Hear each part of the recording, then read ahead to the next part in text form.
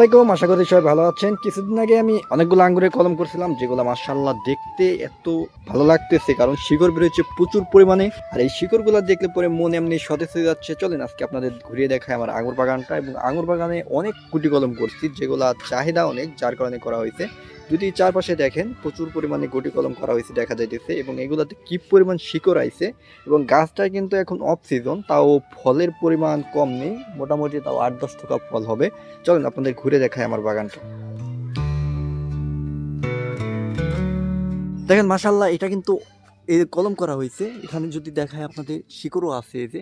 আবার দেখেন এখানে এই যে ফলও আছে, এরকম অনেক আছে এখানে, অনেকগুলা আছে। যদি দেখায় এই যে এটাও দেখেন, এই যে এটাও শিকড় চলে আসছে। এবং এখানেও আমি যে কলম করছি, এখানে একটু এখানে গ্রাফটিং করা হয়েছে। এই যে এটা কুশি বের হইতেছে, এটা ট্রান্সফিগারেশনের গ্রাফটিং করা হয়েছে। এবং এই গাছগুলোকে শেপে আনা হচ্ছে, সামনে বছর ফলন নেওয়া হবে। এবং এখানে যদি দেখায় দেখেন কি পরিমাণ গুটি কলম করা হয়েছে। এবং এগুলোতে কিন্তু সবগুলোতে শিকড় আছে এই যে দেখেন। আর এগুলো হচ্ছে সব 12 মাসি আমাদের বাইকুনুর এবং এগুলো জাতের আঙুর। এই যে এখানে কিন্তু আরো আছে, দেখেন এই যে এখানে এই যে আঙুর ধরে আছে, এগুলো কিন্তু একদম লাল টকটকা কালার হবে, কারণ এগুলো হচ্ছে লাল আঙুর। এখানে কিন্তু আরো অনেকগুলো থোকা আছে, যদি আমি একটু আপনাদের ঘুরিয়ে দেখাই এই পাশ দিয়ে।